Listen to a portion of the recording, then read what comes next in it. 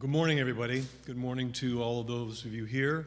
Welcome to everybody online, and welcome to the class this Sunday morning with Guy Finley. Our format for today is Guy will give about a 60-minute talk. We'll take a 5-minute break, come back for questions and answers. And those of you in the room, you can come up here at any time during that and share a question or even an impression you might have had from the talk. And those of you online, if you're on GoToWebinar, you can talk directly to Guy, and I'll mention that again when we come up after the break. If you have any questions at all, you can always write them in the chat box or question box, depending on what format you're on. We can always help you on the back end. Or go to Guy, let's see, what is it? Guy Finley support at guyfinley.com. That's what it is if you ever need any problems on the back end. And again, if you guys need support here, just hang with us and we'll be together on that. So do turn your cell phones off if you're in the room. Appreciate that as we go on.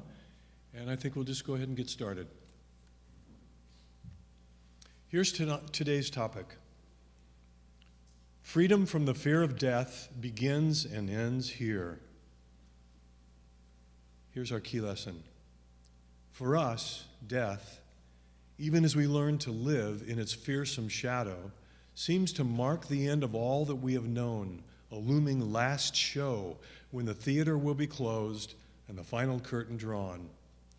But there is another kind of death, and it is the end of fear, rebirth realized in the voluntary sacrifice and the concurrent death of the knower.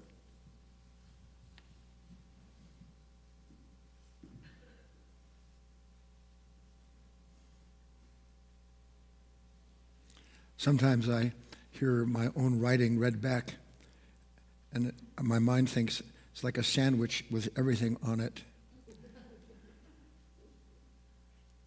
There's a lot to ingest. We may do something a little different today depending on how much I'm able to cover in the first 30 or 40 minutes. If I don't feel like I can wrap it up after that in 15 minutes, then we will take a break here. We'll take 5 minutes to 7 minutes, and those of you joining online, I trust if you find what we've covered up to that point interesting enough, you'll get yourself a glass of water or coffee or whatever and come back for the second part. I hope to be able to get it all in the 50 or 55 minutes, but I'm going to spend a certain amount of time on a special writing covering it. It'll be posted as I go over it. It'll be on the screen here, and I hope that those of you in the room have a copy so that you can follow.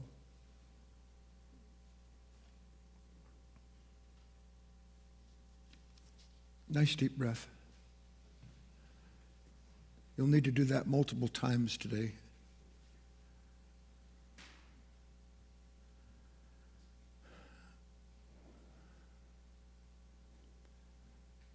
Most people think to themselves, A, death isn't a concern to me. B, when it comes, it'll be all right.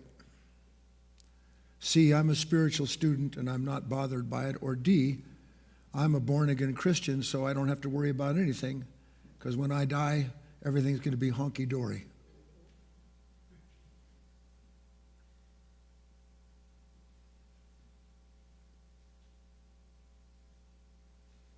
And what's difficult but necessary, and very much to the point of what we're going to look at today, because my mind is kind of flooding right now with a certain image. If you listen to one song, one performance of a Pavarotti, would you know the depth and breadth of that artist? Or do you have to hear in order to fully understand and appreciate the mastery? Do you need to hear more than that? A Bach, a Beethoven, a Monet.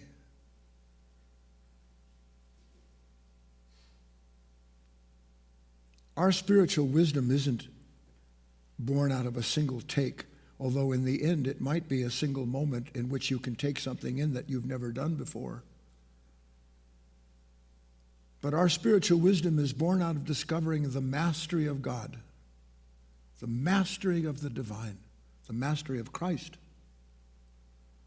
But not the mastery that our mind makes out of something when it formulates an image and looks at an icon and goes into some kind of familiar sentimentality over what it is looking at, made in the image of itself.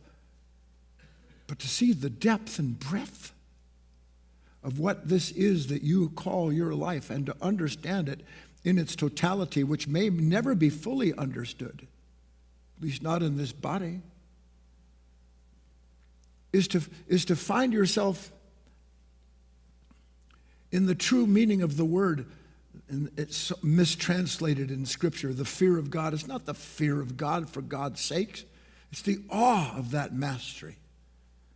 It's the awe of that majesty, of that unceasing creation. That part of the awe is discovering that you're not apart from it, as you have been made in the likeness of that divine. So that within you lives this mastery, not you as a master. God help the man or woman who thinks of himself or herself that they're a master. But God will help those who have mistaken themselves to be the master of anything, including their life and their finances and all that crud. God will help that person discover there is a mastery and that it lives within them, and all they have to do is get weary of trying to juggle the world around them and within them to produce a peace that is always elusive.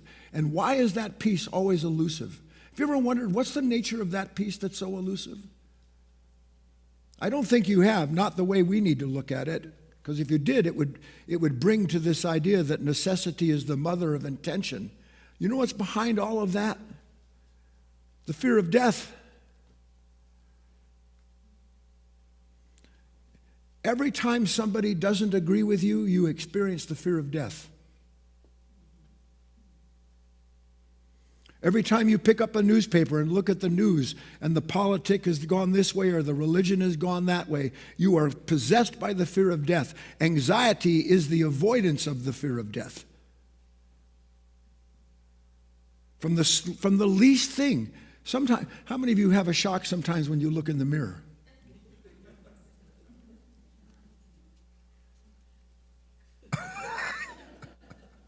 Oh my God.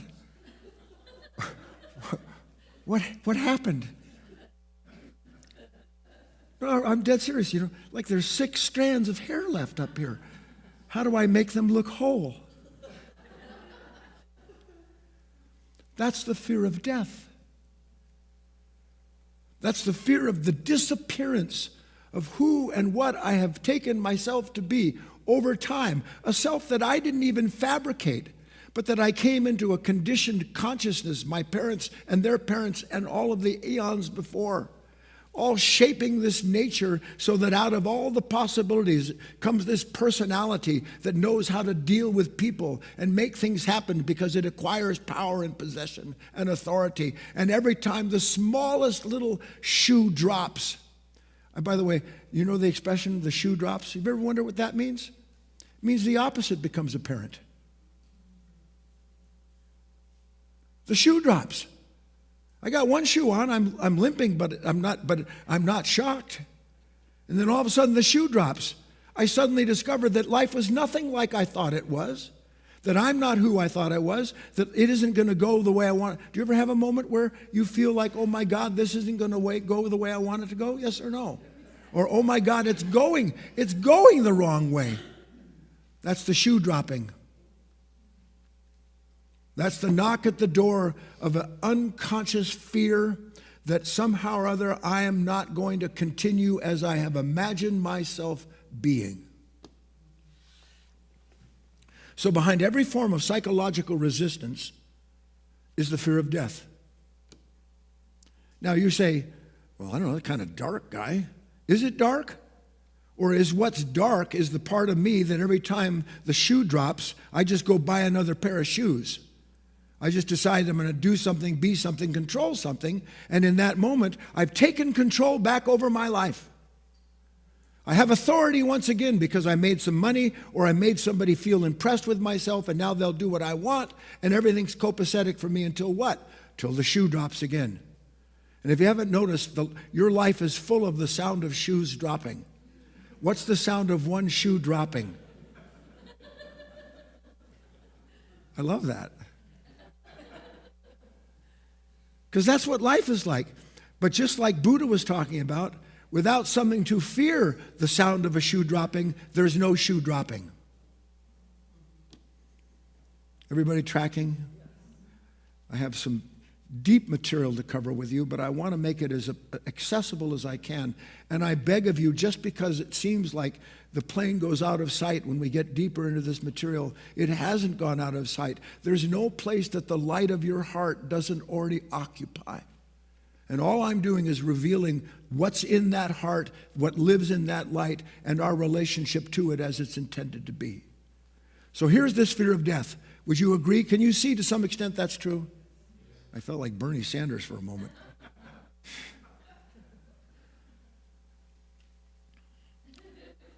The death of who?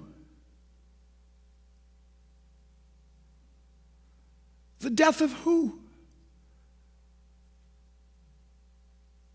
And you can't answer that question, let alone answer why it is that human beings over time have fought and killed each other over the idea of rebirth, over the idea of what it means to be a holy man or a woman. Killed each other. What is so important about this idea of rebirth if it isn't connected to this fear of death? You talk to a human being and say, yeah, I'm reborn, or I want to be, or I will be. Downstream, I'm becoming more spiritually adept. I will be reborn. What? You don't even know what it means, other than it seems to be a kind of prescription to the fear of the loss of my mortality. Because it doesn't look like I'm going on, and at a certain point, it'll be evident to you you're not going on. But you're having all of these moments in life that you miss when life says you're not going on.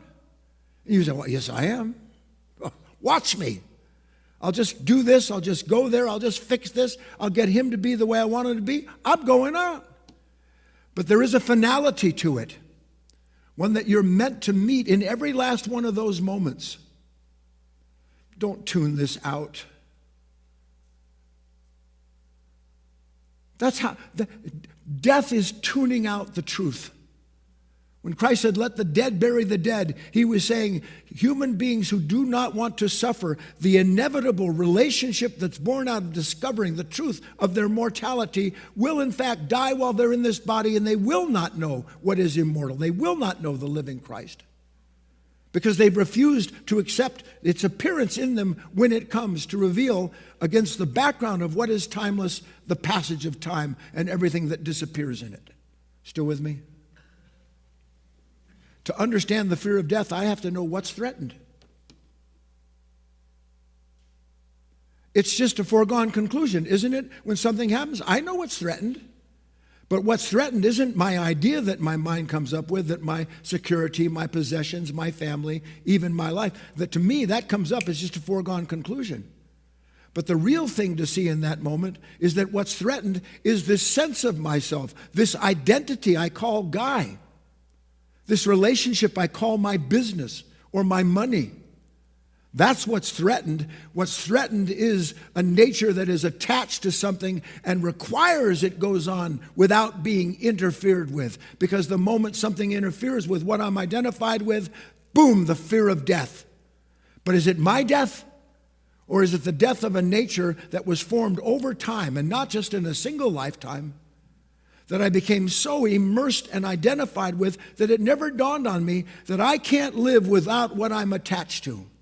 If you won't do and be what I need you to be, if the world won't turn the way I want it to turn, if my health won't be as I want it to be, then there's a big problem, and God, you're to blame. I'm going to pray to you, but if you don't get it right, I'm going to get angry with you. Do you see this or not? I can't take a lot of time to explain every little point. So there is an unconscious nature, like we talked about yesterday. It's already decided. It's already decided who I am. It's already, look, you say this, up comes this anger. Then I have a reason for the anger. So the me that's angry appears as a result of something that was decided before that relationship took place. And when the relationship doesn't go the way I want it to go, suddenly there is a fear of death, and anger hides the fear of death. Anybody able to follow this? You've got to go back and listen to this. And yet, Here's Christ. He's talking to Martha. You don't need to know Scripture. I just love what's hidden in it. He's talking to Martha. Now, Martha and Mary were sisters. Mary represented the part that understood the best part of Christ, of that life. Martha was the one that was always running around and busy. And so here comes Christ, and he's talking to Martha, and Mary's busy preparing for Christ, and Martha sitting there worried about her brother. And she says, well, he'll be resurrected when he dies, because that's the way she understood Christ's teachings. And he said to her, I am the resurrection and the life. And whoever lives and believes in me shall never die. That's right out of Scripture. And of course, you talk to so-called Christians, they'll throw that in your face.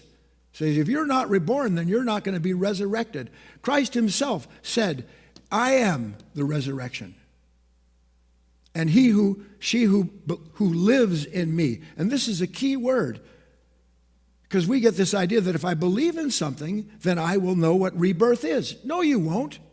You believe in money will make you secure. And when it doesn't, you have to reinvent and resurrect the next idea, the next relationship, to bring you back into the fullness of the peace you thought you had when you were identified with the idea. Am I going too fast? Yes? I'm looking at my wife. She's my touchstone.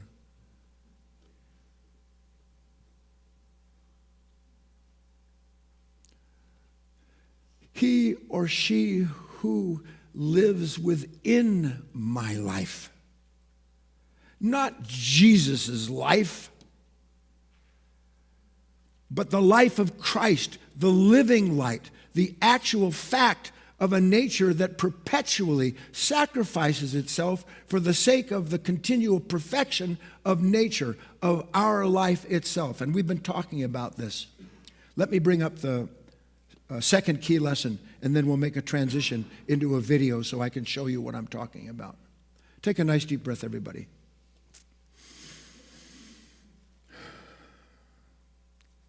Read along with me. We will know that death is not the end of life only when and as we become aware of it for what it is in reality, a temporary stage of life in transition required for our rebirth. We will know that death is not the end of life only when and as we become aware of it for what it is in reality, a temporary stage of life in transition required for our rebirth. Now, how can we begin to understand that? Let's bring up the video, please. I spoke at length on this last Sunday. I'm going to spend a few minutes on it again so that everyone can at least be on the same page as we're going through. Don't start it yet. This is the best that I could find. Ordinarily, when we think of the Tao, it's black and white. And by the way, the reason it's black and white is because that seems to be the most distinct image of opposites. So somebody liked pink and blue. And maybe because male and female, I don't know exactly why, that is that somebody selects this color. That's not important. What is important here is with the black and white as well as this image, before I go into it, to our eye, there's a dividing line between these states, isn't there? It's just foregone. Black and white isn't black, black isn't white, and that's it. And yet we know when we look at the image, just as we do here, there's a little dot of pink in the blue, and a little dot of blue in the pink. But there is no dividing line between these opposites. They are a singularity that we don't recognize as a singularity because our divided mind can only see one side at a time, and it is that sense of self that's derived from looking at one side at a time. That's right, that's wrong. That's good, that's bad. And if you ever want to know just how sure you are about what you are sure over, look how negative you get when somebody challenges what you call white. You say, that's not white, that's black. Isn't that our political system today? What do religions argue over? That's not life, this is life.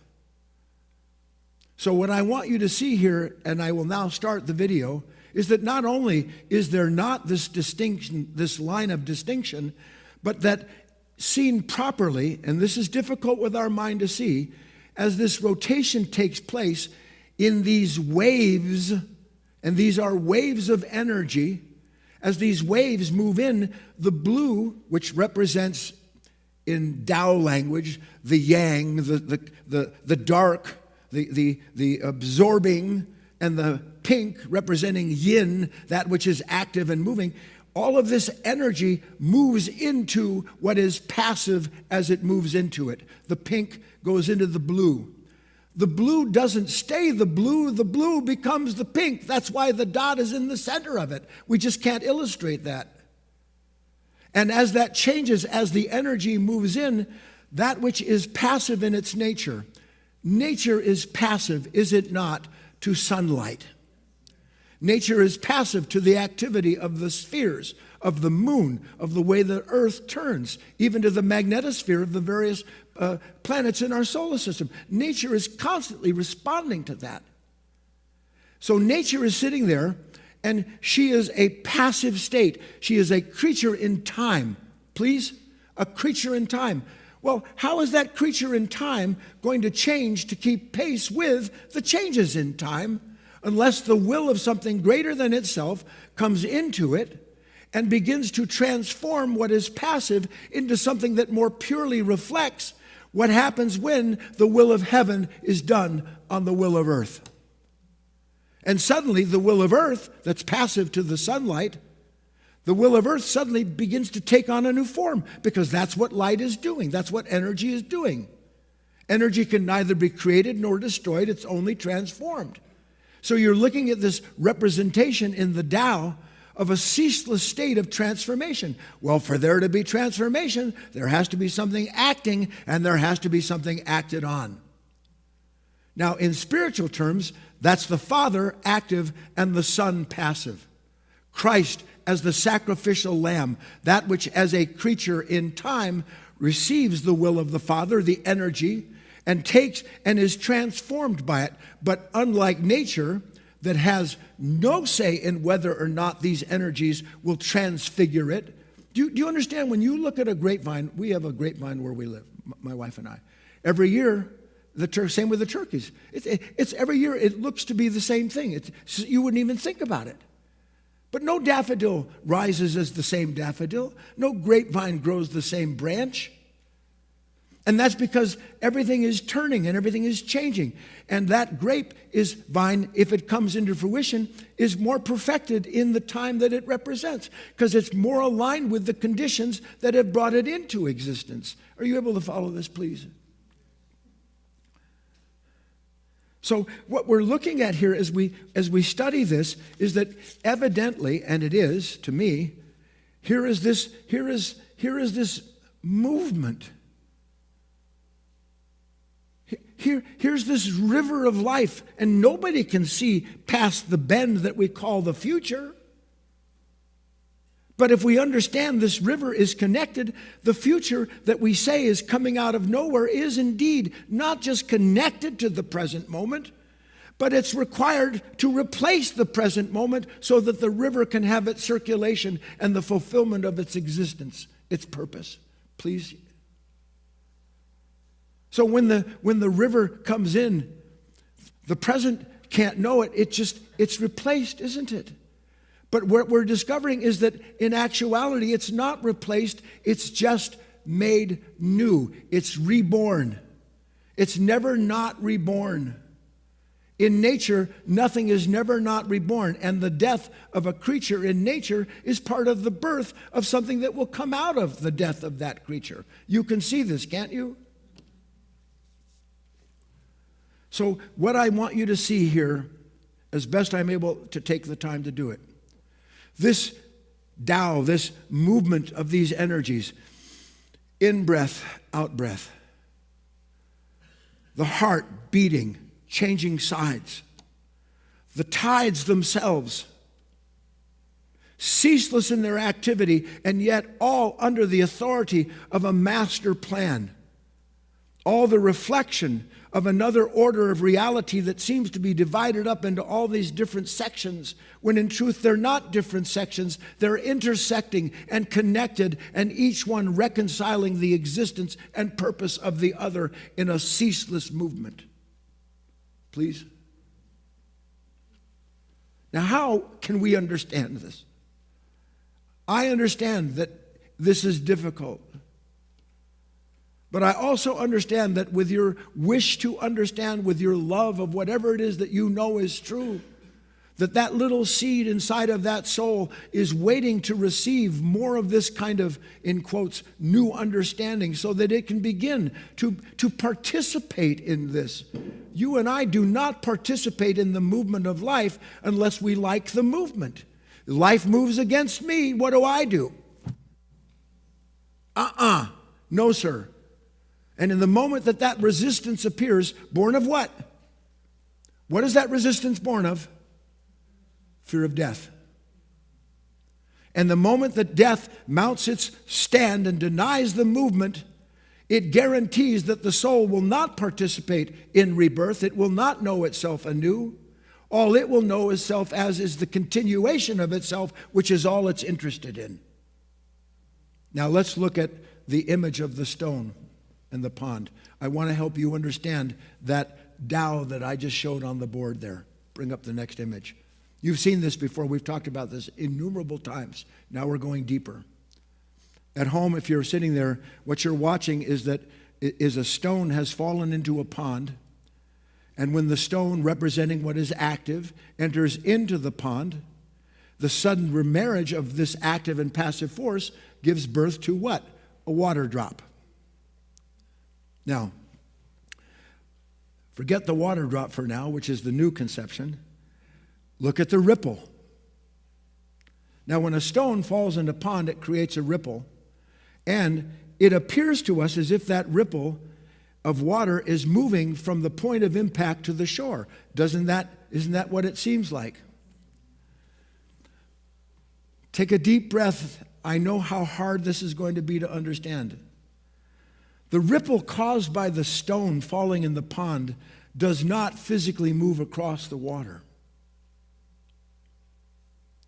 It is an energy that manifests itself in what's called the standing wave, whether it's a ripple or a wave. It's the energy of that impact that forms out of where it's come a ripple. The energy goes into the water, creates the ripple.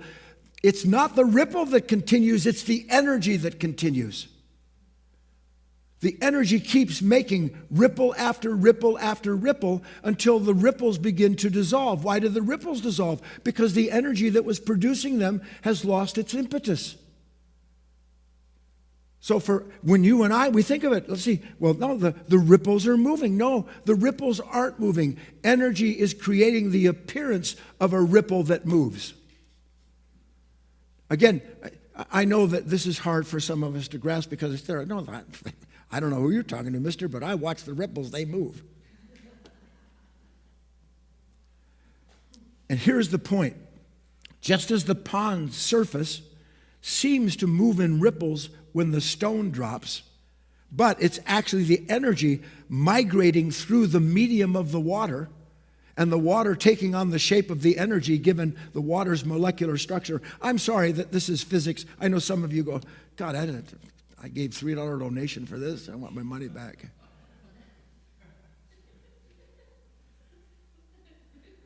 But the exact same principle holds true when the shoe drops. And when the shoe drops, ripples,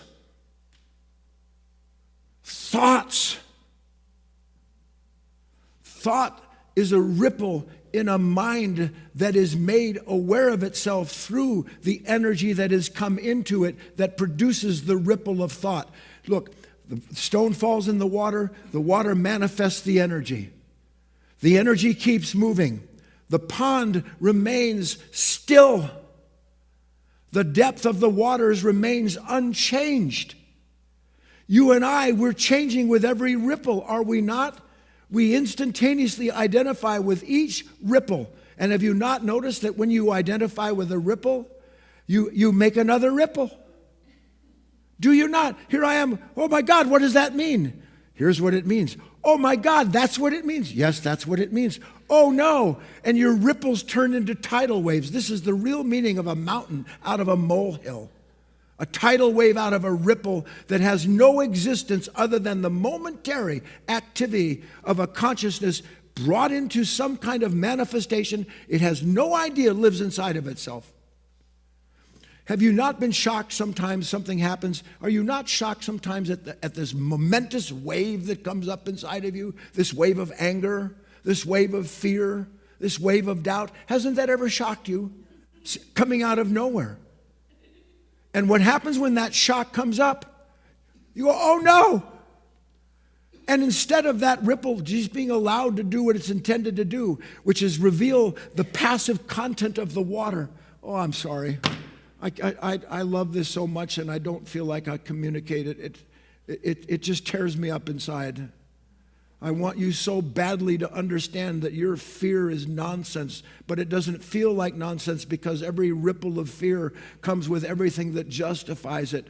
And every justification of a fear ensures that the ripple becomes extenuated until it reaches some place where you're acting on the thought that tells you I have to do something, instead of seeing that the thought is a momentary manifestation of a consciousness that would disappear if it were left alone.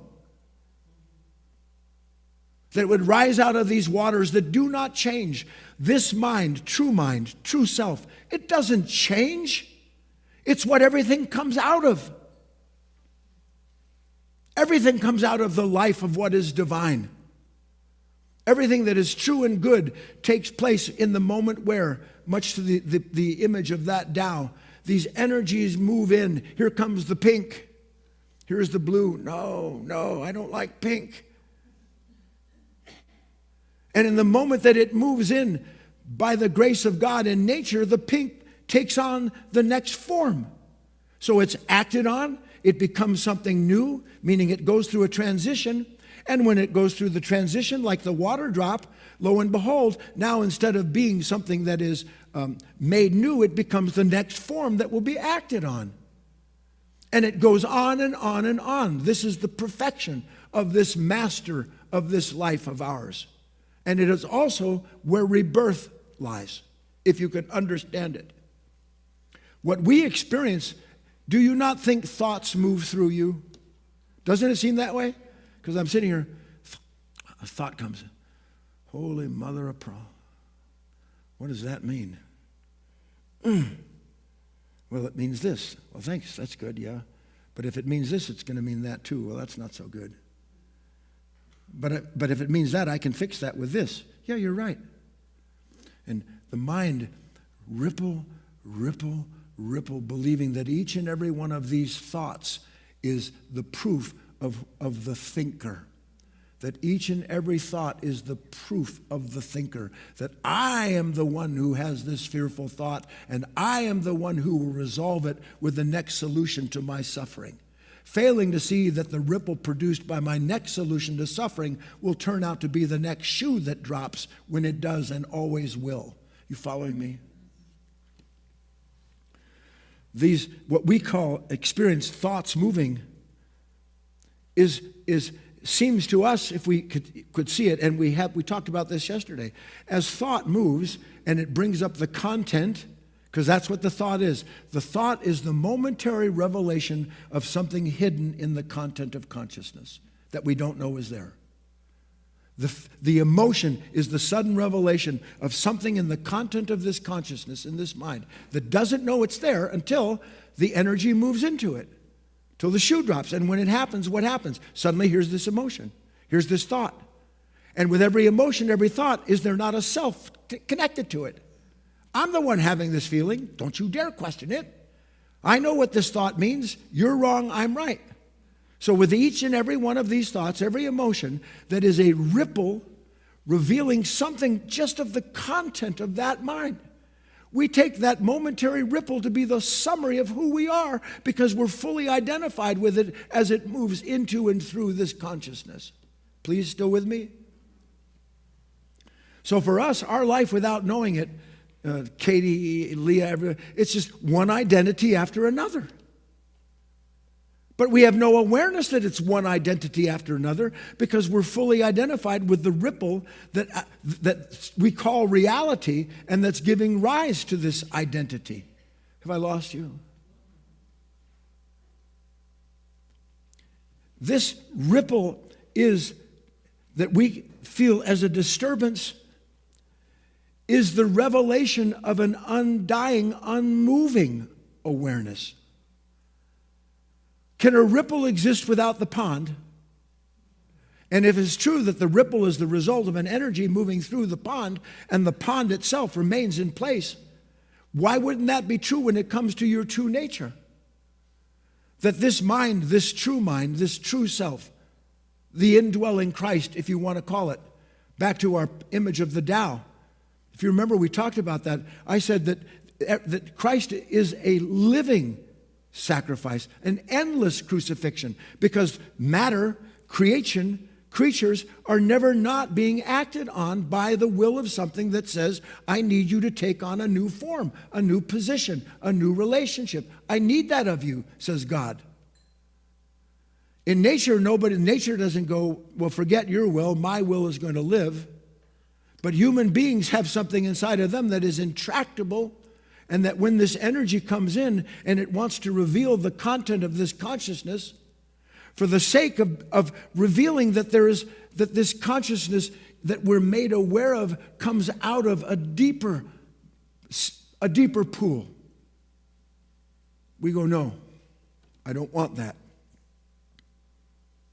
So that if you're following me, and I hope you are, in these moments, and let me see how I'm doing on my time. This ripple moving through me is what I call me thinking.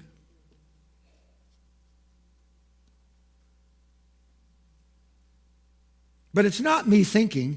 It's the unconscious nature that confuses the ripple for reality and that starts to consider the ripple as being the whole of itself and now what it needs to do with the ripple. I'm thinking. How many of you think to yourself, I'm a pretty good thinker? What do we do? No one would ever say I'm a bad thinker. Because even if I'm thinking bad thoughts, I'm not a bad thinker. Because my bad thoughts are necessary to get to a place where I have good thoughts. The ripple gives the illusion of progression. The ripple promises something is in time and that it can be reached if I just know with clarity what the next ripple is to do. That's what it says to me. Here's the ripple. Oh my God, what's going to happen? And instead of recognizing the ripple belongs to an identity by the grace of God that has been identified as attached and stuck with the fear of death, instead of seeing that mind then takes the fear and produces a point in time, another ripple where it won't be afraid because it's going to acquire certain things. And then it goes through its entire life acquiring things, and each thing that it acquires becomes the source of the next ripple because the shoe drops and proves that who and what you've taken yourself to be isn't you at all. What's really happening, if you've understood the picture that I drew, is that this energy, the will of heaven, is moving through the medium of consciousness, just like the activity of the rock moves through the medium, the energy moves through the medium of water, so does the will of heaven move through the medium of the creature. But the creature is not intended to remain a creature that isn't perfected. The creature is intended by the very awareness produced by the sudden ripple, the sudden realization. Think of a ripple as the possibility of a realization. Do you understand? So suddenly here's this ripple, this realization. I didn't know I had that much anger in me. I didn't know that I was more concerned with what I wanted than I was with your life. Oh my God. That ripple. But what happens when we have that ripple? We don't even notice it because we're too concerned with keeping in place the image we have of ourselves that would never be someone that self-centered, never be someone with that much anger in them. And yet every day, life proves exactly that. It's just me. That's all that matters. And me doesn't exist apart from a ripple that I'm identified with that I think is the whole of myself. Still tracking with me? If this is true, and it is, that much in the same way that the eye follows what it sees as the ripple in the pond, right? You seem to follow the ripple in the pond because we think to ourselves the water is flowing outwardly. Exactly the same thing when this consciousness, this unconscious nature, sees this thought, it actually thinks the thoughts are moving. That it is having these thoughts. I think constructively. In real life, we can't even do that, I might add. But I think linearly. A good business person thinks linearly. They use reason. But a good person doesn't identify with thought. A good person is able to see through how identification wants to interfere with what is the most productive or profitable for whatever their endeavor may be. So we're looking at this idea that I'm looking at these thoughts, and each thought gives rise to thought, and I believe through that movement and the sensation of myself that I'm moving along in life and that I'm going to change something by identifying with this ripple. How many, do you understand? Nothing has changed. All that's changed is the kind of condition that produces the ripple in us. And I don't want to see that. Why? Because I want a future. What do you think? Why do you think death is so important to human beings? So feared? Because death means the end of my future. I die, that's the end of my future. But what's my future? It's a ripple extended out in time, promising me that when I got to the final where I'm going to reach the final shore. True mind is not the ripples, it's the pond. That's why all the metaphors over time where you see the reflection of a pond. True mind is not the ripples, it's the pond, and the pond remains unmoved. And if we understand that, then thought is not something that we are, it's something that appears. It's just something that appears. As sure as that water drop brings up the ripples, it just appears. You can't stop what made it appear, and you can't change the fact that it did appear.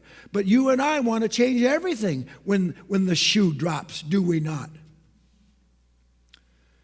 If we can even begin to understand this in the smallest way, it produces an absolute shift in the way in which we see the world and ourselves in it.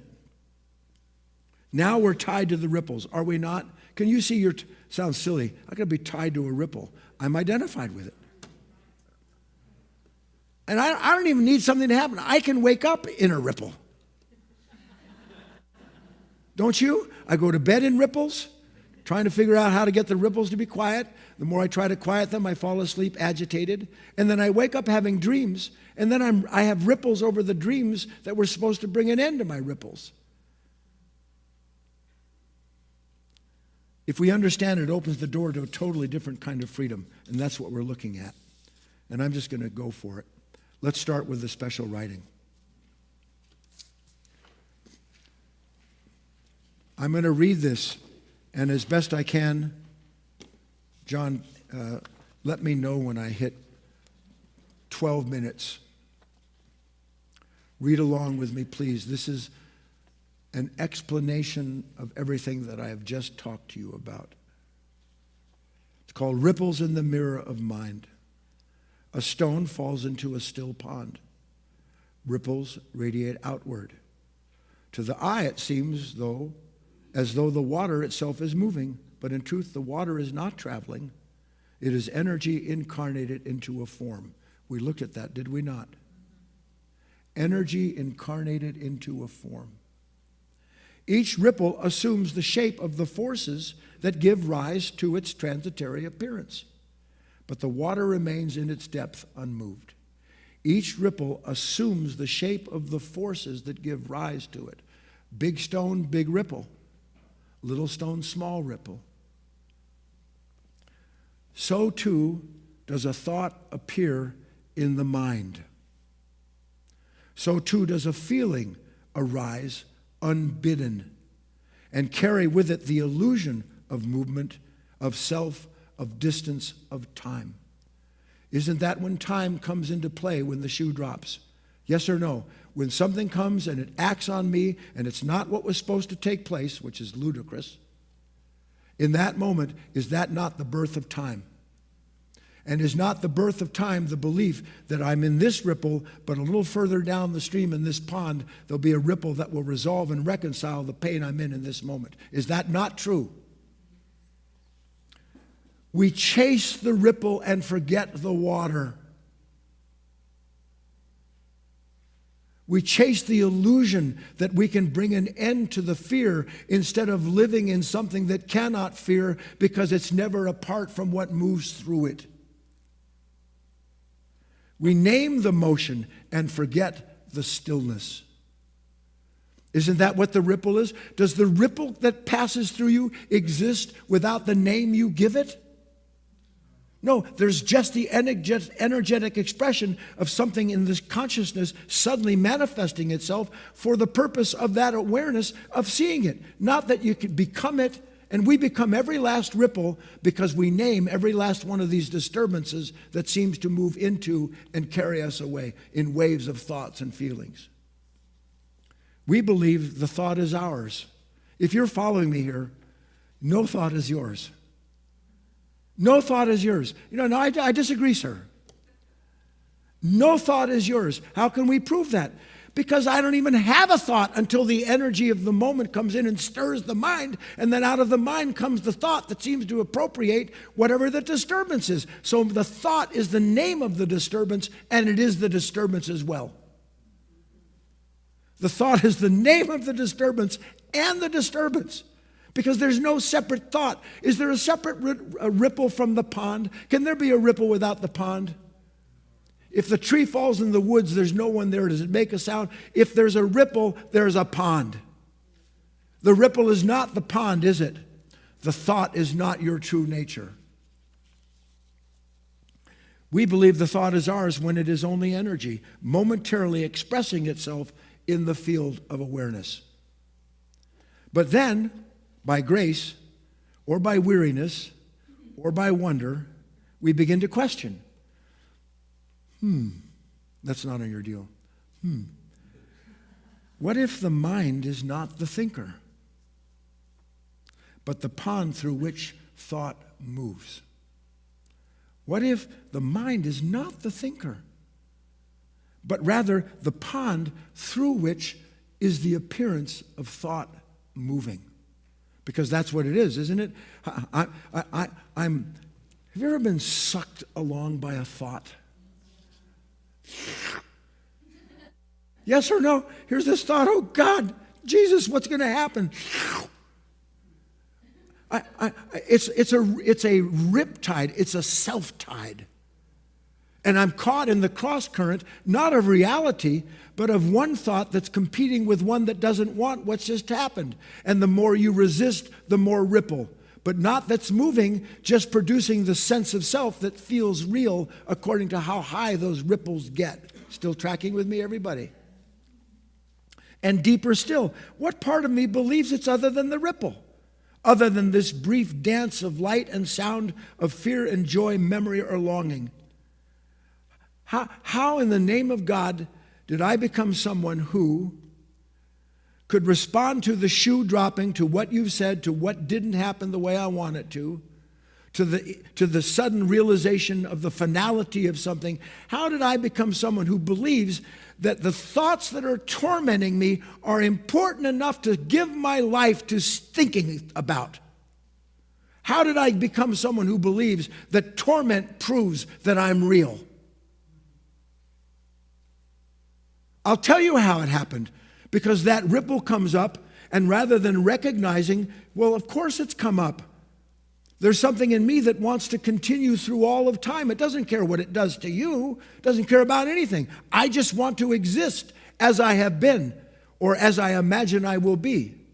And where does the ripple come out of other than a moment where what I've imagined myself to be suddenly meets the finality of the fact that it's not the way you've imagined it, and this is the way it is. And here comes the waves, yes or no? Yes or no? If the ripple is the shape the energy takes. Have you followed well enough? If the ripple is the shape the energy takes, then no ripple is apart from the water it passes through. Doesn't it seem to you that your thoughts about tomorrow are other than the you that's worried about them? Yes or no? Here I am, oh my God, what's going to happen? Me thinking that there's me and this thing that might happen. So there's this innate sense of separation that, by the way, is born out of fear and creates fear, instead of recognizing there can't be this ripple in this pond without a pond there being rippled. Without a mind to reveal the content of itself, what is all of the revelation other than by grace the discovery of a certain order of consciousness that doesn't know itself? If the ripple is the shape the energy takes, then no ripple is apart from the water it passes through. If thought is the form of energy as it passes through consciousness,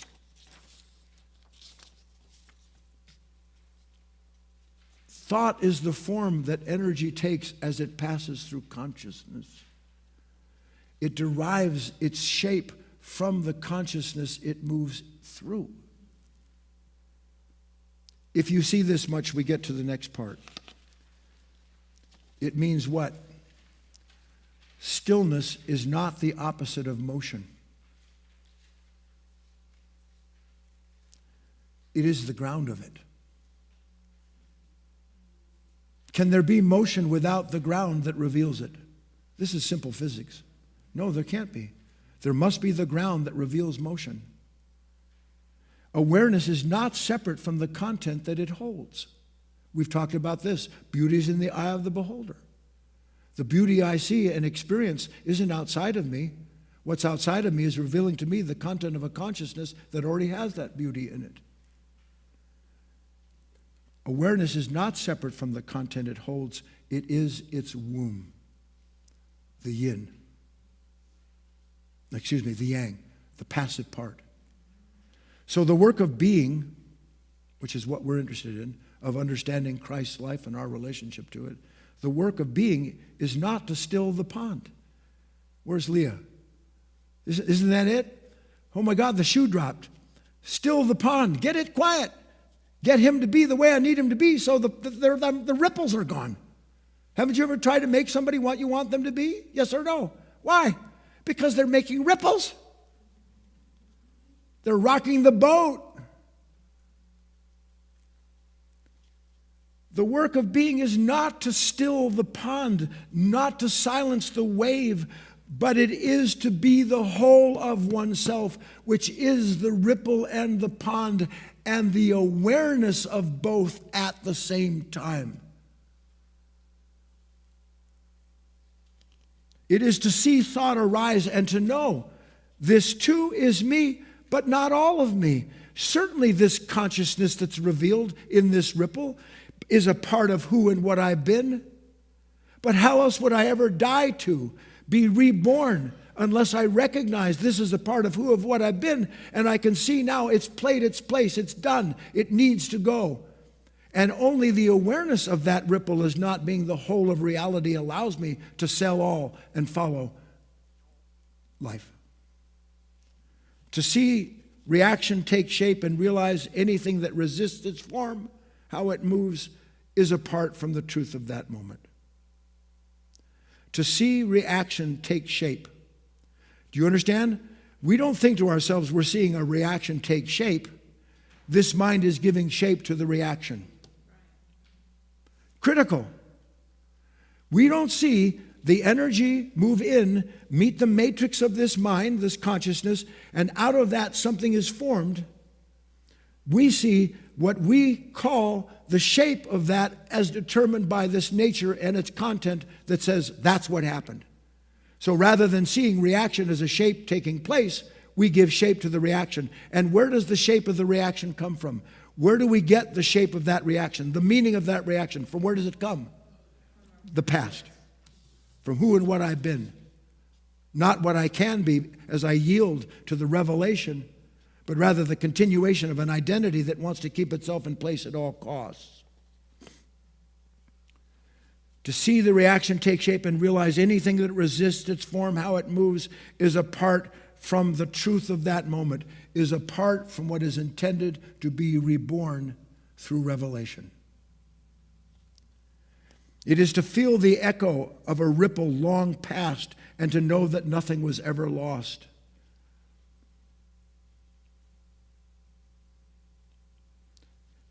Can the pond from out of which the ripple appears lose itself, or is everything that will ever appear in that pond built into it and revealed through the ripples? Just because the ripple appears and disappears doesn't mean that the pond appears and disappears. Please? Now you understand what it means when you don't know yet how to do it. When somebody dies, you can't lose that love. All you've lost is a ripple you're identified with. It is to feel the echo of a ripple long past and to know that nothing was lost, only misunderstood. And then in a moment unmarked by time, by grace, to discover that you are not just the ripple, not just the water, but the energy, the space, and the silence that reveals them as one.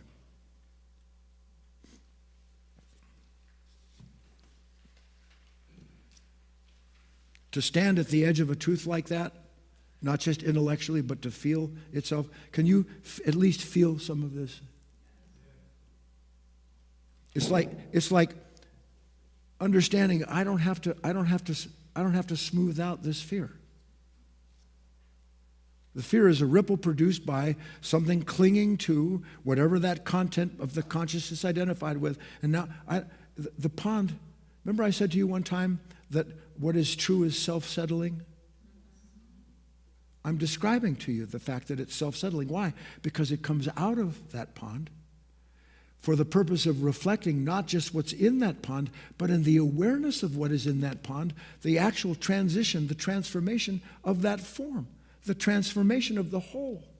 Christ giving up his life in the never-ending process of allowing this rebirth to take place. And you can't have rebirth without death. But the death you fear is not real death. The death that you fear is the death of the ripple, the death of my temporary identity, what I have, what I am, what I hope to be. That's what you fear. Real life is trying to show you there's nothing to fear because it's all appearing and disappearing at once from something that is everlasting, something that never stops giving itself up, so that in that constant sacrifice, you can discover a self that needs not live with fear because it's willing to do what? It's willing to let the ripple rise, fulfill the purpose of its appearance, and go back into the pond with nary an I that says I to it.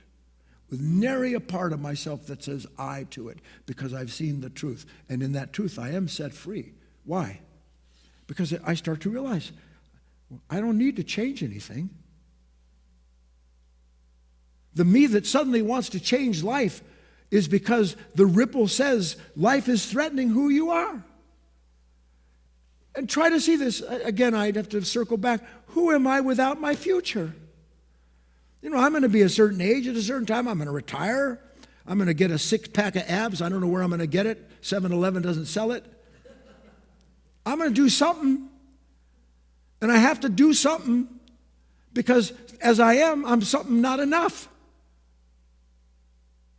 Where in God's name did you ever get the idea that it is not enough to live within the Christ, within God? I'll tell you where you get it. You get it from a ripple that measures itself according to every other ripple and then chases itself across time, never able to exceed its own grasp because it can't grab it, can't stop it. And if I get that, if I see that something lets go, this is what's impossible to describe. Something dies. Something agrees to sell itself because it understands it's been clinging to ripples. And letting go happens naturally. Not because you're trying to quiet the waters, but because you understand the waters quiet themselves. And they've always been quiet in spite of what appears inside of them and out of them. So the ripple dissolves, but not because it was denied. Isn't that what we do? If something comes up in us we don't like, isn't it instantaneous denial? Yes or no? It disappears not because it was denied, but because it was allowed to fully be what it is, which is just a pattern revealed in the deep, revealing a quality of the deep. It goes on and does what it's supposed to do. You know, when something is perfected,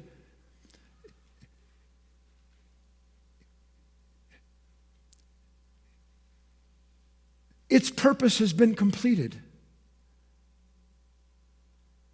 But when something is perfected and its purpose is completed, the perfection of that creature assumes yet another form. So that rather than the life being perfected, now that form is perfected through its giving itself up so that another form can be perfected through it. That's called love. That's called love. That's the story of the Good Samaritan. That's the story of everything that you read about, the compassion, the kindness, the goodness of the Christ, of the goodness of God. Why? Because it is a ceaseless series, a ceaseless process of reconciling itself. One part of that Christ giving itself up to the will of the Father so it can be made perfect in the image of the Father. And in the new image to be made perfect again by the movement of that ceaseless circulation of what's celestial in nature. It's unceasing. Rebirth is constant. That's where the end of fear lies, in you realizing that you are, in fact, made in the image of God. The living Christ is intended to unendingly give itself up, give up the ripple, give up the identification, not because you're someone who's going to give it up to quiet things down, but you understand things will quiet down if you simply stop fighting with life. You see me? I started saying, do you see me? I saw some stupid movie last night. You see me? So how do we do that? Remember, we've had a couple of stories. The story about the girl and the flash flood, go on without me. And then what was yesterday? I decided not to make anything out of it. That wave just stops. What we're talking about here is exactly the same thing. Bring up the last key lesson and we'll close the talk. This leads to the exercise and includes it. We are all born under a great law of time that states all things must pass. The question is, can we remain present, be there, even as all that seemingly proves our existence vanishes from sight? To realize what is timeless, we must bear witness to the passage of all things created in time, including all that we become and in every moment thereafter. You are not meant to identify with every thought that arises out of that mind. Rather, that level of mind needs to identify so it has the sense of continuity in time. Nothing in time continues itself. Everything in time is being given up for the sake of the timeless nature from out of which it has come. So the exercise, if you want to use those words, watch the ripple. Catch the movement. I know we're used to instantaneously telling ourselves what the movement is. What if for a split second I realized, you know what, I wonder what happened if instead of naming this ripple, I decided I would watch it for a moment. And if I decide to watch it, what would I see? I would see that it wants to give birth, that it seems to be moving. Next thought, next thought, next thought. I never knew that thought was born out of thought. I think I'm the thinker and giving birth to the next thought. Don't you? No, it's not true. And you'll see it. And as you see it, you'll begin to realize what it means to see without selfing. Let that thought, that wave, that sensation, let its self rise, and then you will watch it fall back into the waters of that pond, of that awareness. You will watch your own rebirth because you will be dying and being given birth at the same time, all at once. Let's take a break. We'll come back.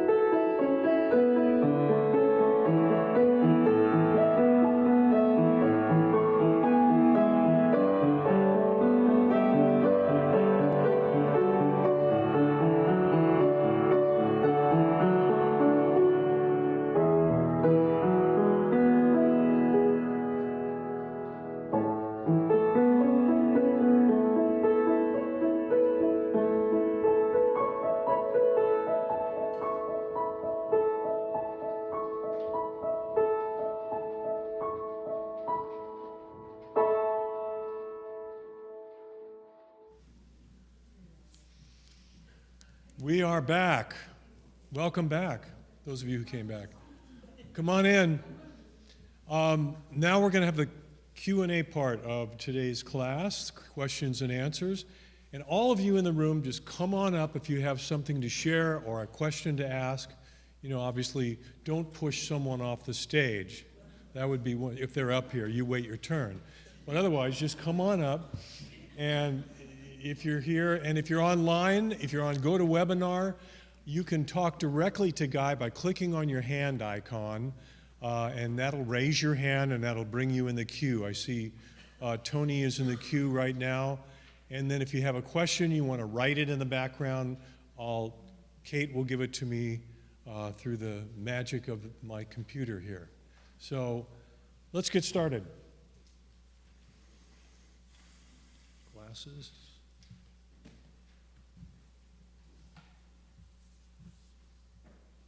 All right, we will go first to Tony.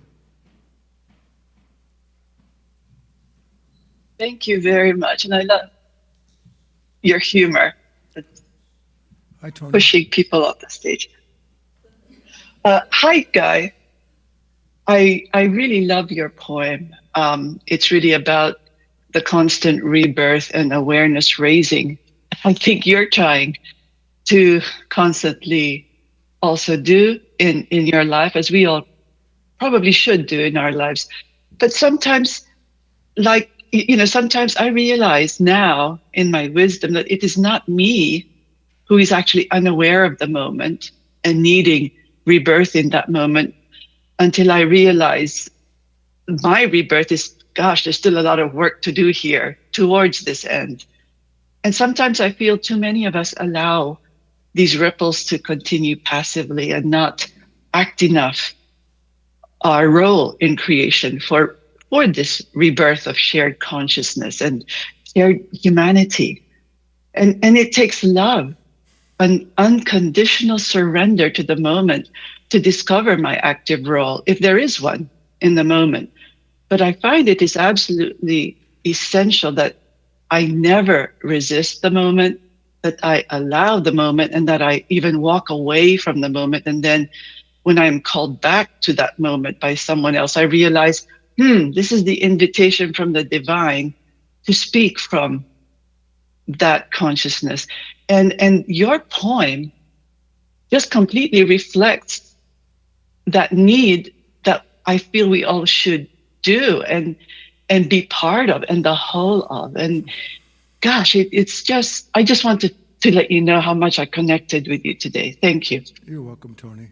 And I'm glad that, as I would be for everyone, including myself, to whatever the depth and breadth may be of that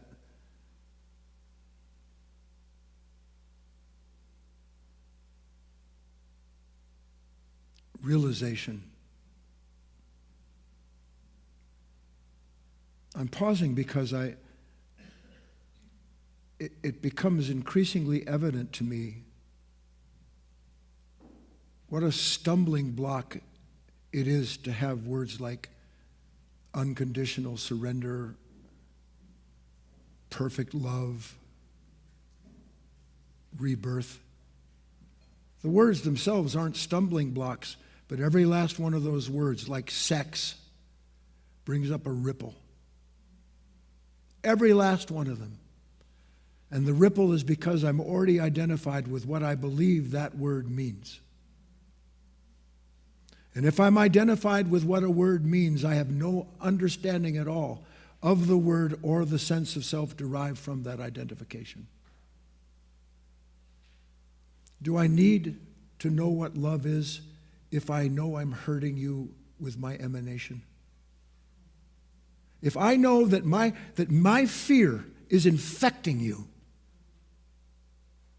if I know that my thoughts, self-centered, greedy as they are, if I know my ambition that knows no end, if I know without taking thought at all That is not the good I would, but the evil I would not. Do I have to think to myself, I need to be a good person, I need to know what love is, I need to know what rebirth is? Or is in the very revelation of that ripple and the nature that comes with it, is that not the end of that affection and attachment to it? Is it not? And then there's the sacrifice. But not me sacrificing myself, me seeing that something needs to be sacrificed because the light of truth has shown it to me as being needed. Then it just is. There's no me doing anything. Christ himself said, "Woman, why do you call me good? No one is good save the Father." He said, "Of myself I can do nothing." He didn't say of myself, I can this and I that. And I know it gets confusing because I read that passage. Without me, there's no, with he who lives in me and believes in me, they're resurrected. I know that's confusing, but that's because you separate the living Christ from the living light in the center of your heart.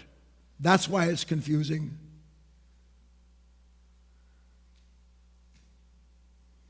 God, I want, how do you tell somebody what it's like to live, at least at times, with no need for thought at all? No need to have any sense of yourself whatsoever, because you are constantly being born again as everything reveals to you that which has been, and you realize that's where it needs to be let go. So when all of that's taking place, as that yin and yang, as the active and passive, Father and Son, Holy Spirit, as that Trinity reconciles and reveals itself, who's outside of that? Anything in me that thinks I know what that is and I know what I need to do, I know my place in that, any part of that is outside the whole of that movement.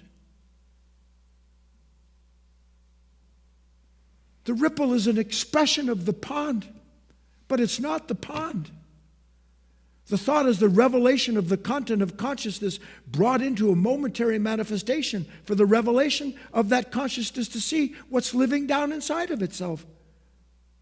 And when something that has conscience sees what is unconscionable, it doesn't think to itself, what do I do with what's unconscionable? I must love myself. It has no such thought. It's just the end of that self in that moment. And everything restored to its native stillness so that again it can begin to experience itself. I hope that helps somewhat.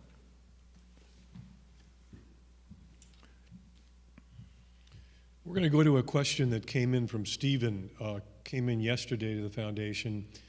And he asks, I've heard guys speak many times on what happens to a human when they don't properly deal with their resistance. Specifically, the crystallization of a belief designed to prevent you from ever knowing yourself. I've never heard him speak on how to dissolve such a condition.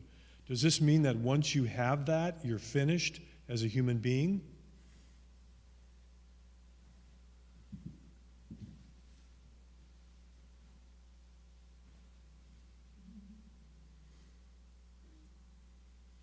You know, I can see a little bit of the future.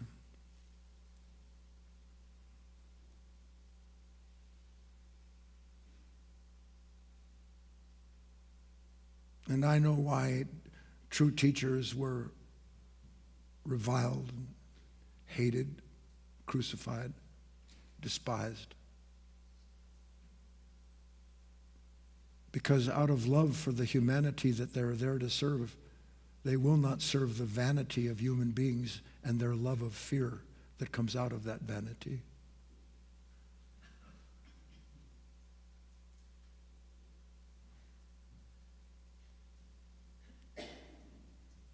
Stephen wants to know, as does everybody in their own words, in their own way.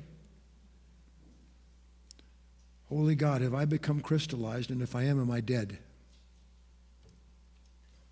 Because I can sense there's parts of me that are getting pretty rigid. How many of you have a few rigid parts? It's unbelievable, isn't it? And what is that rigidity? Is it that energy freely moving through the consciousness? Or is that energy coming into that consciousness and that consciousness going, no. You want to know the story of Lot's wife? I explained it here today. Don't turn around. Don't resist even the middle of the mountain that you've been asked to ascend to. Don't look back.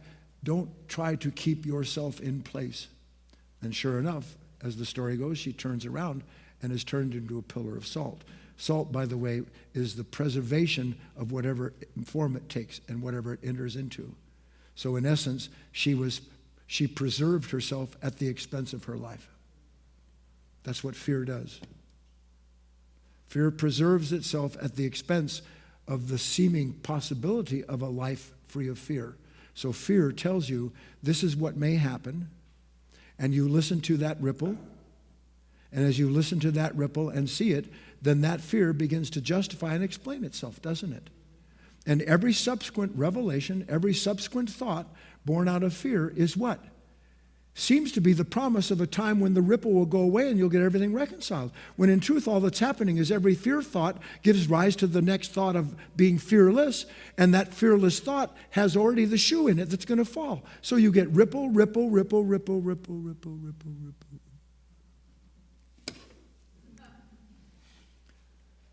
Every true teaching, you must die before you die. Every true teaching.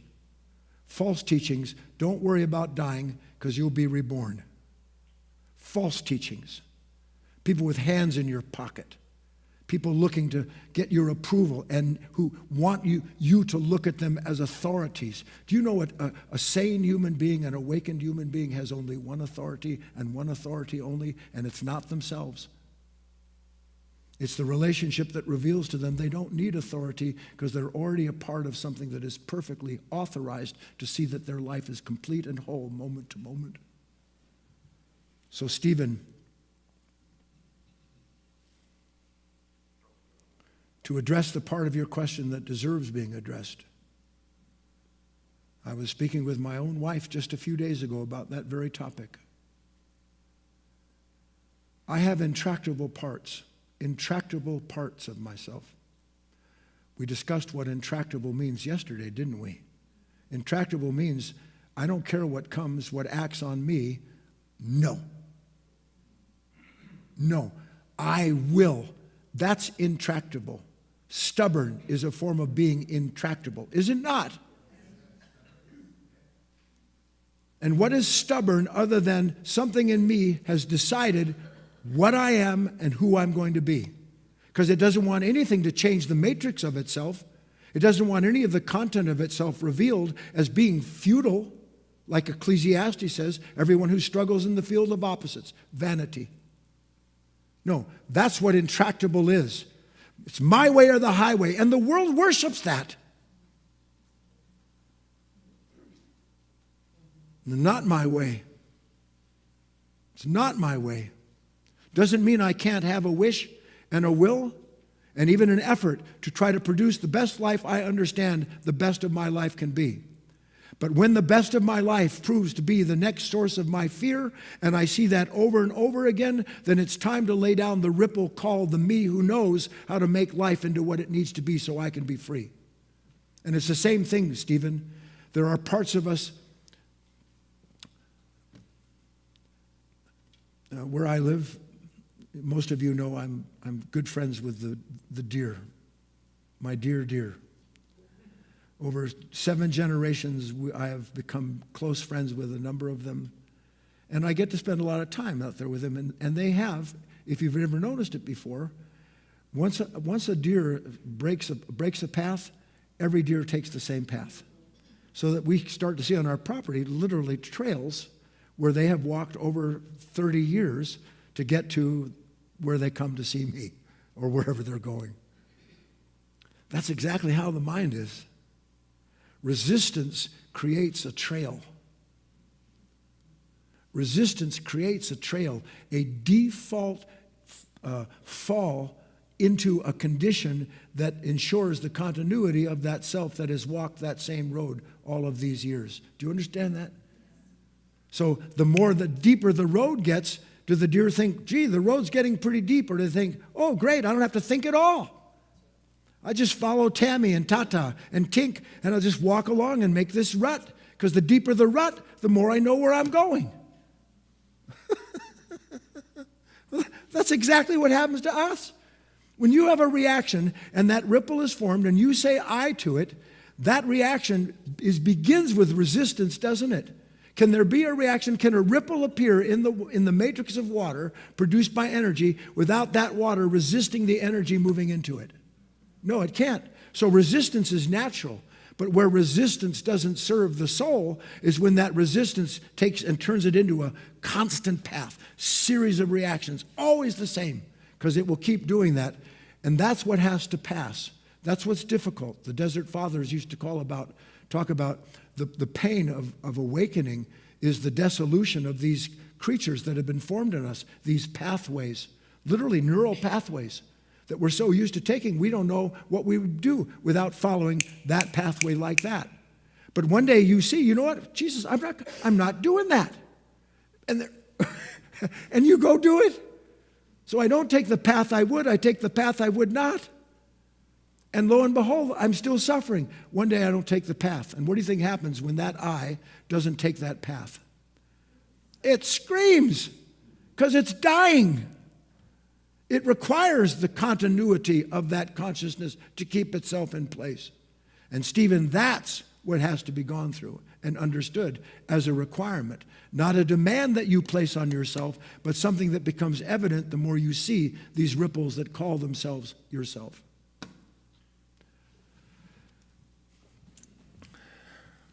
Good morning. My name is Katie. Hi, Katie. I'm always really appreciative when you speak about love, and I think in essence that's kind of the root of, death and love feel like to me that they are one and the same, and I really appreciate it because it shows me how unloving I am. There you go. And so the connection I've made here today. Although wait, how unloving is this nature that thinks it knows what love is, Right. but knows not anything of what it thinks. That's important, not I, always important. Yeah. Okay, go ahead, please. Yes, this nature is not very loving, Yeah. and the connection I've made here today is that it's almost always based on fear. When I'm afraid, I am just a terrible person, and I'm not very loving. And Again, not I, again, it. it's the nature. But yeah, so I'm grateful to see that because I think in those moments when when this nature is feeling most unloving, acting most unloving, to see that there's a fear there and to confront that fear, I think. To meet it, absolutely. Yeah. Good, Katie.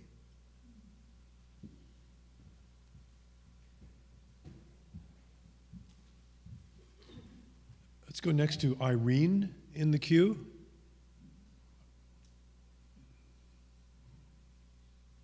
Whoops. Irene, you went down. I'll find you. The last of the Mohicans. Now she's back up and down. You got to click the microphone. No, went down again. I will find you. I will. I'm Clanad here. We will find you. What's happening again? All right.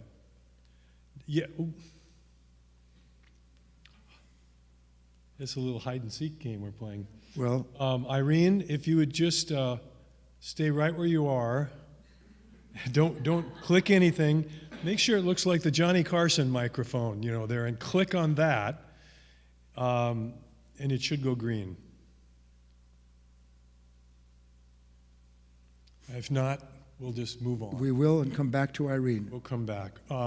Annette sent in a little statement, Guy, and Annette said, "Today I do not have many words. I am not thinking. There is a sense of peace and a thirst for solitude, an inner balance." Wonderful. And most of you know Annette. That's a change. When you drink of truth, all the words that define your thirst disappear.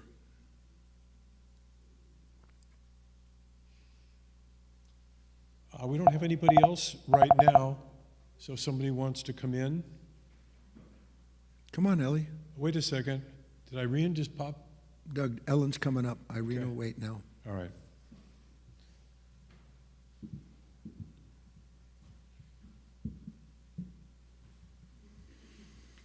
Hello, my name is Ellen. One of the things that really struck me was when you were talking to Steve and you said, fear comes out of vanity. And that made everything so clear. I think what you're saying is this consciousness has the capacity to be part of everything and see everything and know everything. But it's our vanity. We want to see ourselves. And so we identify with each of those ripples, and the ripples are disappearing, and there's the fear. It is not we who identify.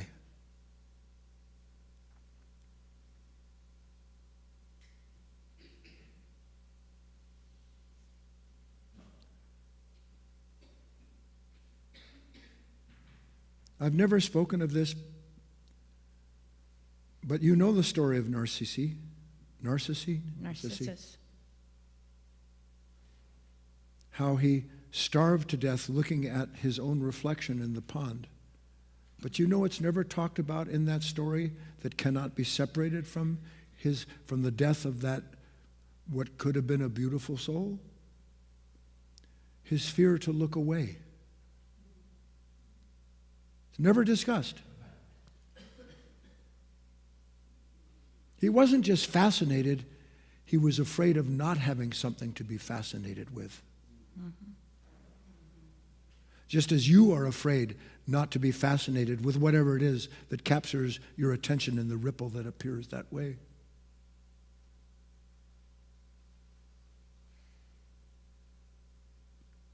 Please, Ellie, if you have more. Yeah. Oh. Anyway, it reminded me of a story you've got in one of your books, and you tell this kind of story all the time. It was about the prince who came of age, and his father, the king, had this great ceremony, and people came and brought gifts. And the prince had been looking forward to all these gifts. And what these people brought him was like a sheaf of wheat or 3 eggs. 3 eggs or something. Zucchini. Right. And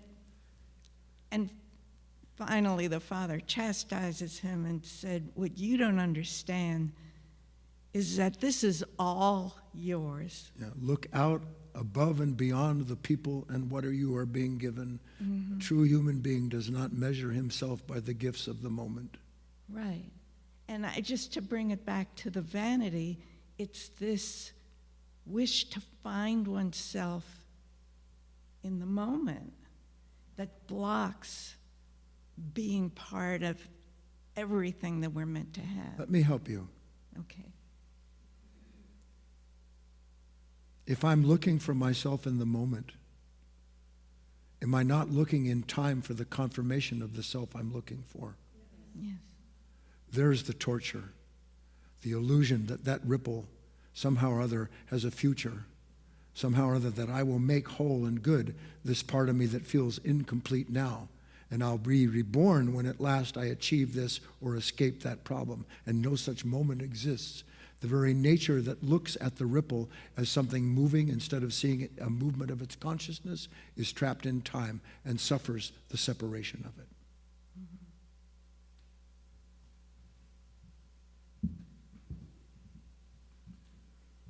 We touched on some pretty deep stuff today. Do you feel like you tracked with all of this? Yes. We'll try Irene again. She logged out and logged in. So here we go, Irene. I'm unmuting you. She went down again. Irene, you can still unmute yourself. I see you there. Okay, you want to come? It's not happening. Now? You're there. Don't touch anything. Hi. I'm sorry about that. I'm trying to get something. I cracked up. I'm trying to talk to you seriously, and I cracked up. Okay. Sorry. Okay. My father. God, sorry. I can't talk seriously now. My father passed away 3 years ago. Wait. I'm sorry. No, listen. Okay. Okay. No, just no. Stop. My No, father Irene. passed. Irene, stop. Yeah. Okay. Now. Okay. It's been really upsetting me recently, and especially awakening with this talk, that I can't visit my emotionally. I can't visit my father's grave. He passed away 3 years ago, and I miss him, and I talk to him, and wherever I am, and I miss him greatly every day. But there's I can't bring myself to visit him physically by myself at his grave, and it's a big upset, and it's also like a guilt conscious. I'm wondering if I've lost in that way the mostly it's guilt, but it's also the I'm thinking with this talk today with the connection with the divine, and that's it really. If that makes any sense. Well, Yeah. we're looking to find some intelligence in not just what I've been doing, but what I might do, what I might need to see or experience, so that I can get rid of this stumbling block, this stutter step in my relationship with my father who's passed, that on one hand I say I love, but on the other hand, guilt keeps me from visiting the site where he's buried. First and foremost, Irene, your father is not underground.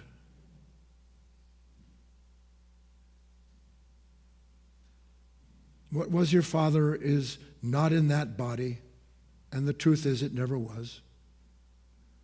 Although the particular manifestation that made your father, just as is true for all of us, what is it that makes a Doug or a Sally or a Chris or a Sarah? What is it that makes a Sue or a Tony?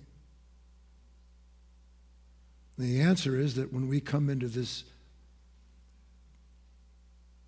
kingdom, this physical manifestation of what was essentially the Word, a living energy, that we come in under certain conditions, at certain times, certain places, certain environment, certain forces.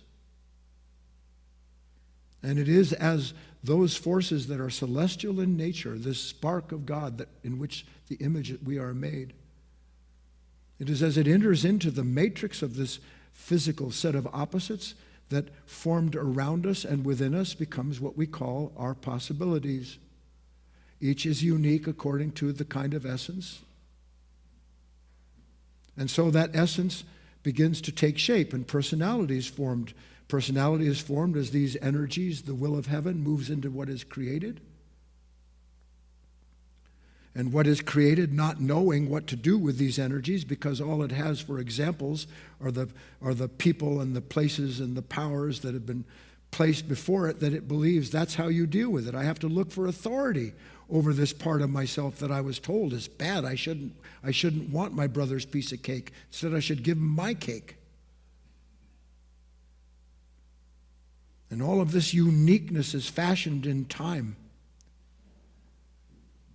And then we become identified with these unique characteristics that we call our parents, our brothers, our sisters, failing to recognize that what you become identified with is already in the ground. It's already dust to dust. It's done. You're born in this world, you're dust. From dust you come, from dust you go. But the purpose of this talk is to reveal as best as possible that what is dust has something in it that will never die, but not as something to cling to in hope, in things seen, but to realize something inside of myself has always recognized that there is this love, and it transcends this form. And until your love transcends the form, you don't know what love is. You have an order of love. There's no question about it. In the New Testament, there's 7 different forms of love that are described. But the familial love, The eros, these different layers of love, have nothing to do with agape, with real love, with real relationship between oneself and the divine, and the understanding that self and divine brings forth all of these things that are the revelation of the divine. And to worship the form is to miss the point of having a body at all. So Irene, go through it. Don't set an intention other than, you know what? Something won't let me go. There's a ripple that appears every time I realize I really should see, I want to go see what's going on. Just go see what's going on. Don't set an intention like I'm going to be like this or I shouldn't be like that. I'm just going to pick up my rusty dusty. I'm going to go over to there. I'm going to sit there and I'm going to see what comes up. And if you do, you'll have more of a spiritual education in those 5 minutes than you will reading 10,000 books. Because everything that's been buried there and hidden in one ripple after another will be revealed to you. And then you have a choice. You'll know, I just learned something significant here. I had no idea what the source of this fear was. And you know what the source of all our fear is? What did I say it was? Fear of death. You just have to go through it. I hope that'll help you, Annette. Not Annette. Irene. Anything else? Sally, come on.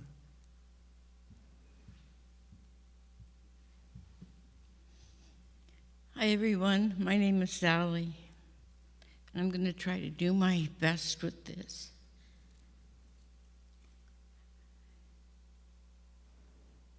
For me, this talk was the first shall be last and the last shall be first. Mm-hmm. And I see that this nature is constantly setting priorities. This is what's important now, and this is what's important next. And really, there's only one priority, and everything else is taken care of from there. Yes, action, true action, comes out of clarity.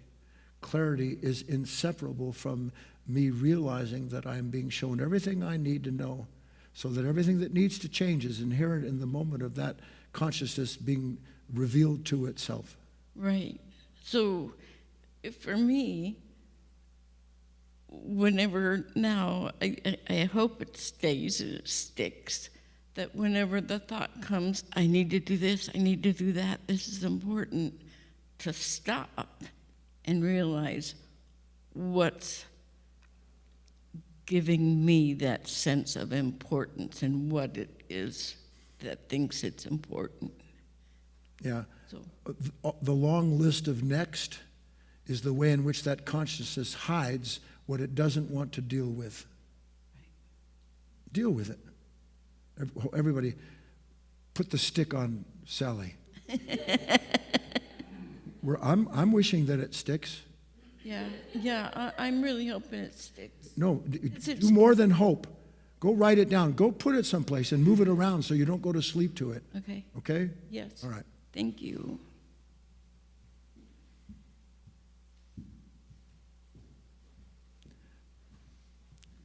Please introduce yourself.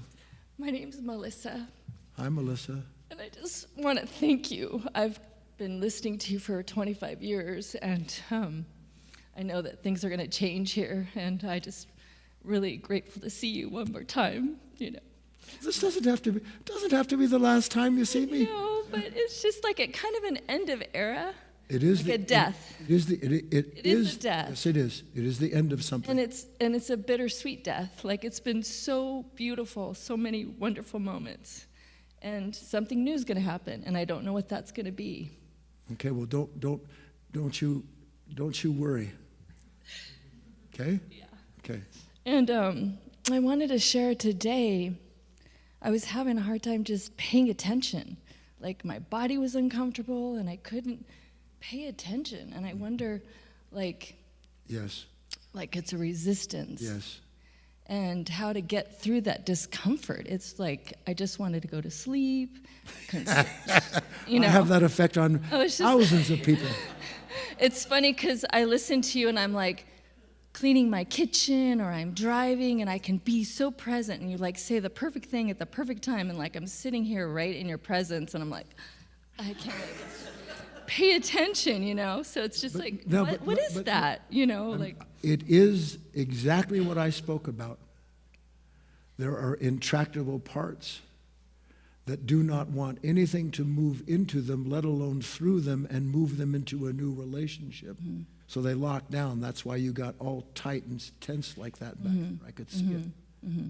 And that's the proof of the pudding, is that I realize what I'm being told. I may not understand it, but I can sure get the gist of this. I know it's true. Why in the name of God does something in me want to go to sleep? Why in the name of God am I tuning this out?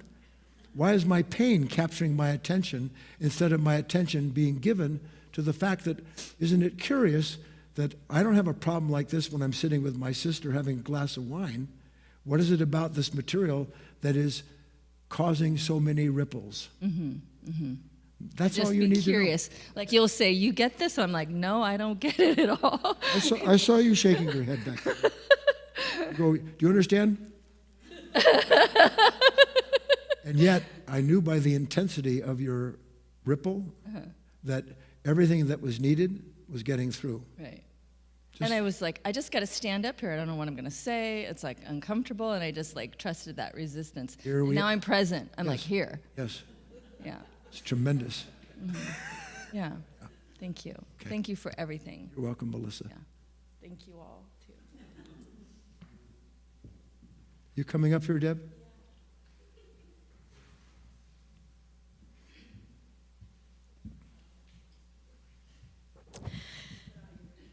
Hi, Deborah here.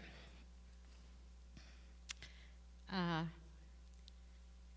don't know if I can really say this clearly, but yesterday, millions of people were mourning the death of the Pope, and it really bothered me. Like, why are we all going to see this dead man? I was raised Catholic, and I was indoctrinated into that. But I felt like your talk explained, I don't even know, a real reverence for the living, not the dead. And I can't really put it to words, but it just, there's just such a difference in loving something true than idolizing or worshiping something that's dead. And we do that. We do that so that we don't have to. I'm like shaking.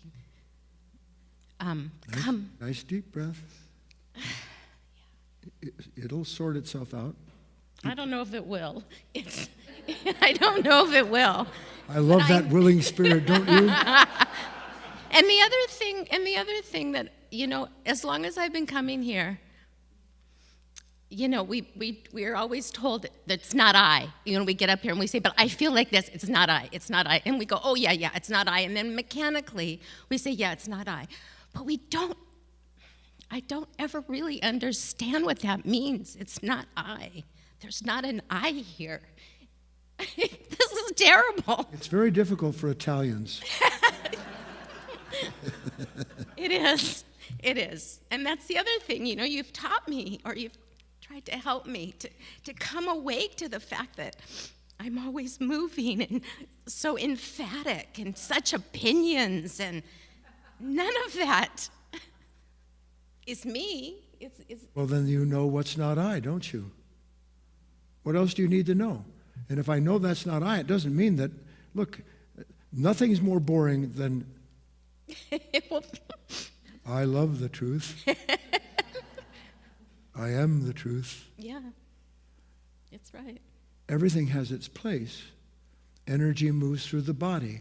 The body's been conditioned by watching other Italians. It is. The body's conditioned. You grew up in a certain family. Your family's a certain way. Jeez. There's no escaping it. Even though I always knew that I somehow or other I had to have been adopted, because those people couldn't have been my people. There's no bloody way. So I'll help you with something. Go sit down. Okay.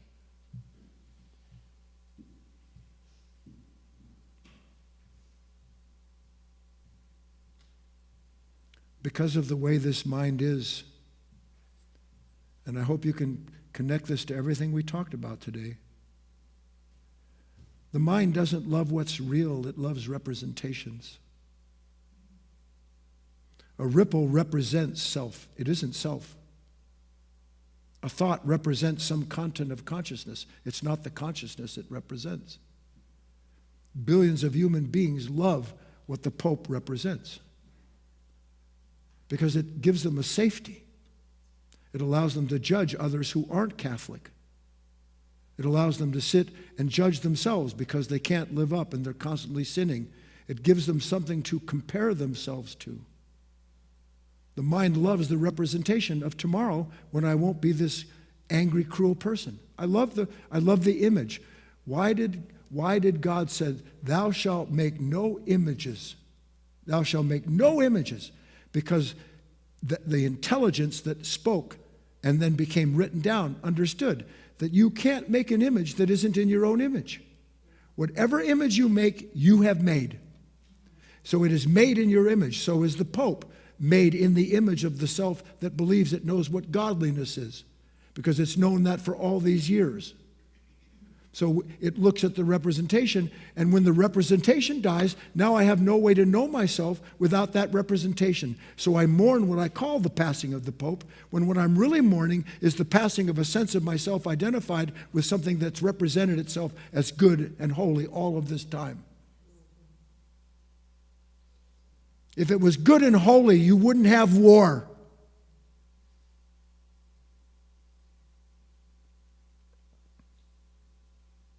You wouldn't have places that have billions and trillions of dollars while billions of human beings starve. And I'm not just talking about that.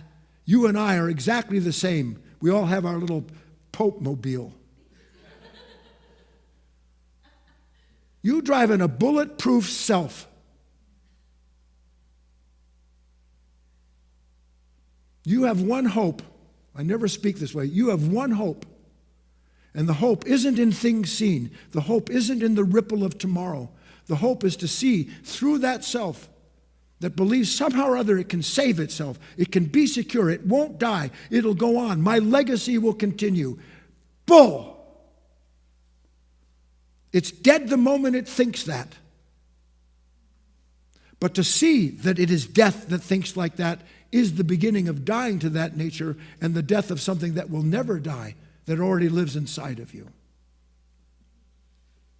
Come on, Katie. I stopped at the word bull, didn't I?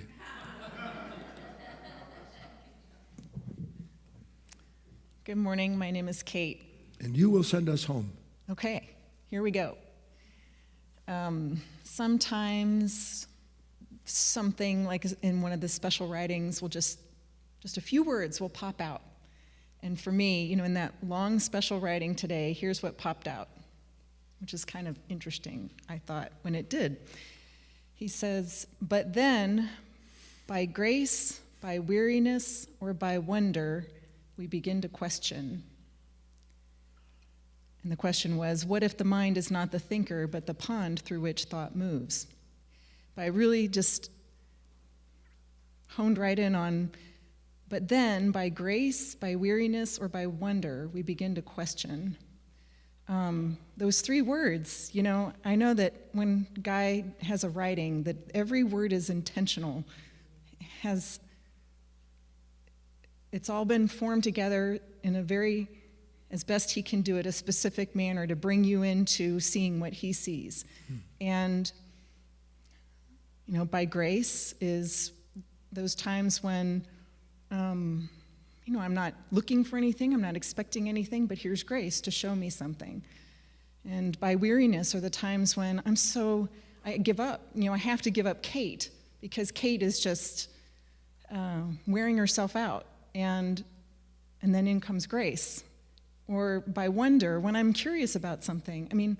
In all three of those, to me, it's where you get to the point where there's no Kate there, where there's no I there, and there's a space now for something else to come in or to be revealed. And, I was thinking about that you know, usually, okay, so this is but then by grace, by weariness, or by wonder, we begin to question. You know, usually we don't realize this. We go into the moment with our questions already answered. So, you know, like even Deborah's describing this question, you know, why is it like this? Why are people acting this way over this person? You know, and I don't know that there's actually, there's something that's gone into that moment with that question that's already answered it, that thinks it's supposed to be a certain way, or that it's not supposed to be whatever way it is, but that's already an answer. And to like when Kate's not there, there's this place where the answer actually comes in, a new answer I couldn't even give myself, right, from a higher part of myself. Right. And yeah, I guess that's just the point I wanted to make. And I'll add one thing. Okay. It doesn't really answer the question. It releases the ripple called the questioner, who believes they're separate from the moment they're questioning. Perfect, thank you.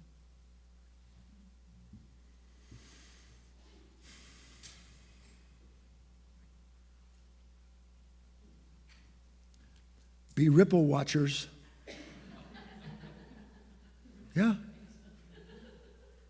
You don't try to do any more than that. The more you see, the more a necessity will be born in you. And the more that necessity is born in you, it'll strengthen your intention to understand the nature that gives rise to these ripples that believe it is the ripple, and it's not. God will take care of the rest, but you have to find that out through your own work. See you later. Have a nice day.